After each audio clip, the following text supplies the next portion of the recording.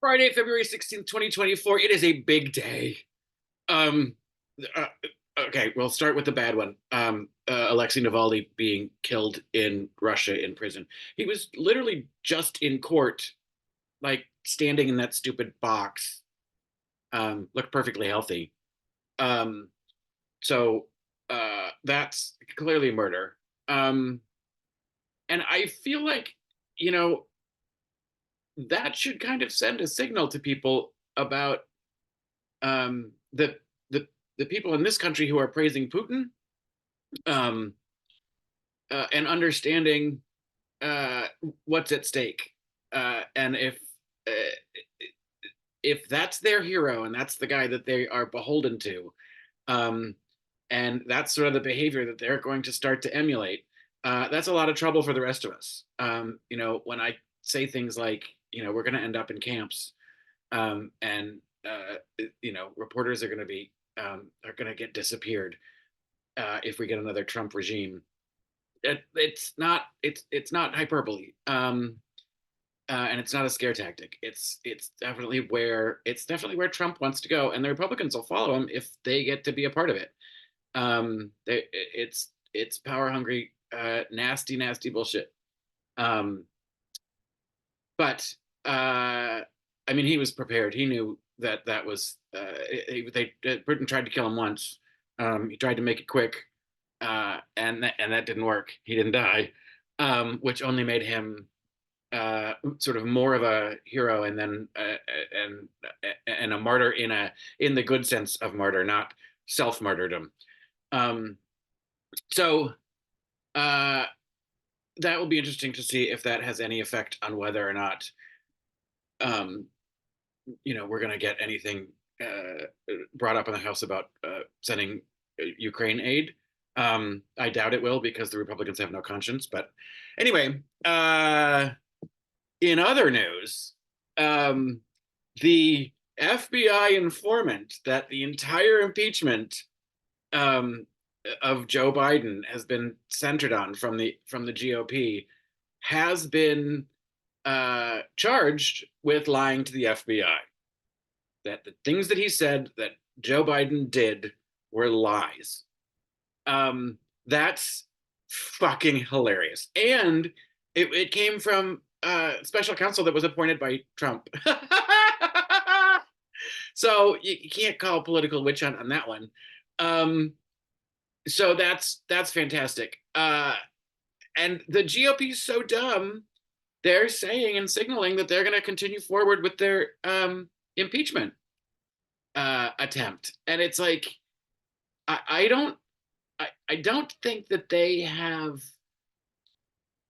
begun to clue into the fact that I think that a lot of people in the country are tuning into that they are just bullshit artists, that everything that they're doing is a lie. Between this and the border bill that they just so publicly fumbled, um, the more that these things keep happening, the more that they keep showing their inability and unwillingness to govern, and rather just make everything a political witch hunt while they're claiming to be witch hunted while they're doing the witch hunting.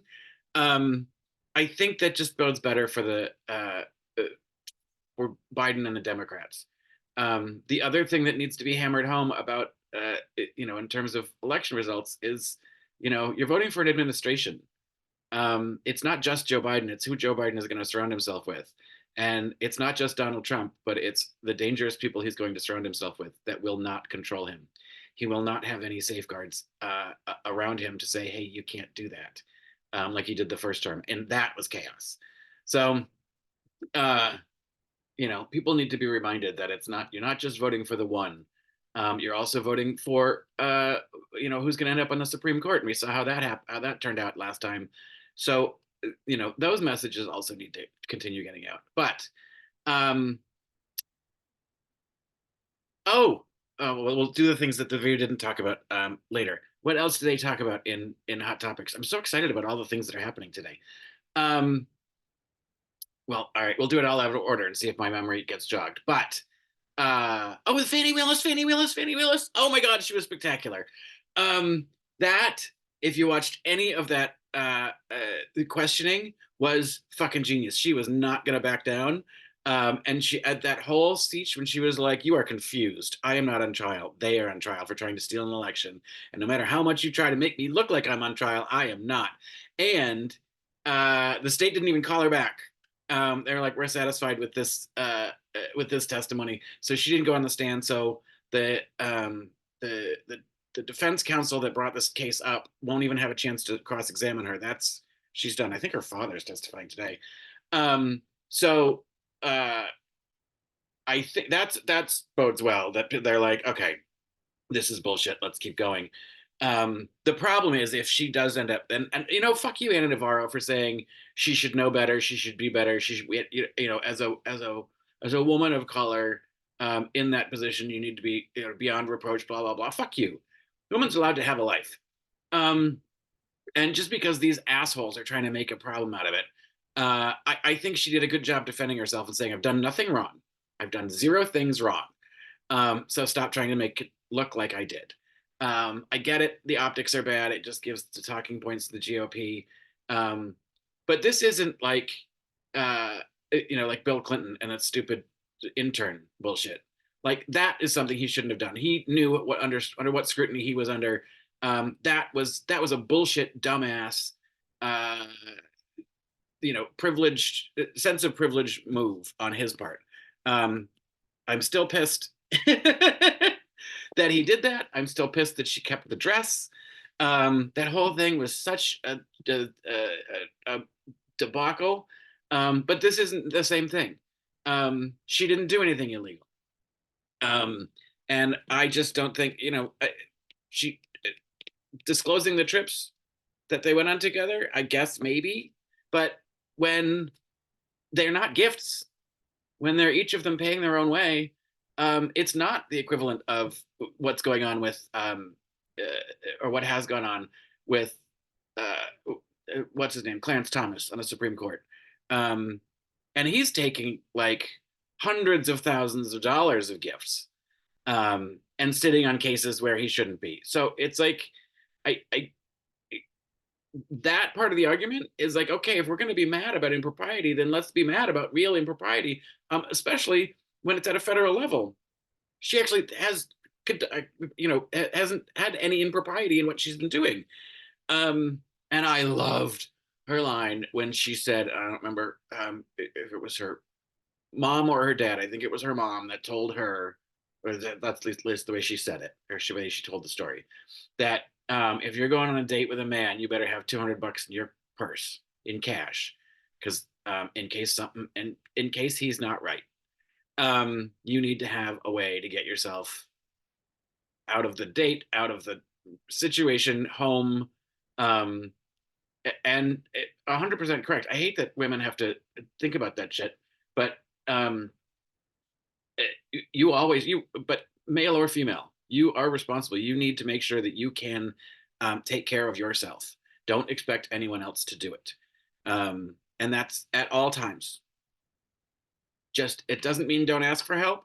It just means do everything in your power, to make sure that, you have the ability to take care of it, one way or another, or take care of yourself one way or another, um, and aren't relying on someone else to, you know get you out of a jam, or, you're stuck in a situation where you're beholden to someone else's actions.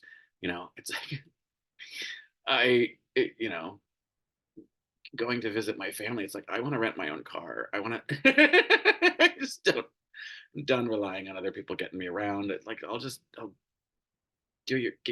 manage your own stuff.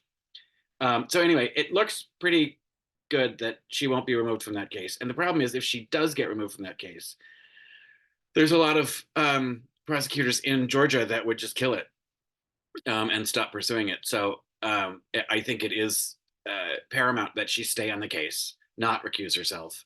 That she's gone through this process, to have the state say, nope, nothing wrong, keep going. Because this is a really important case, and it's also a fucking slam dunk. Like, it is, he's so fucking guilty. That case needs to go forward, and it's a. I believe it's the state, um, right, that is prosecuting him, which makes it a state crime, which means he wouldn't be able to pardon himself. So that one to me is an important one to go forward.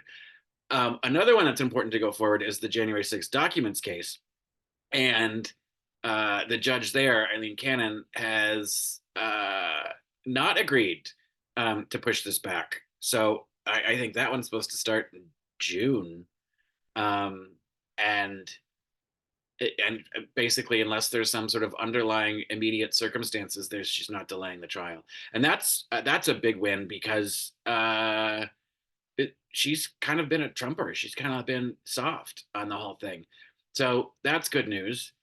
And um, the judge in the civil case, um, brought by New York State, is supposed to hand down his sentence of how much his monetary damages, and they asked for 370 million. I think that was the number that was thrown out.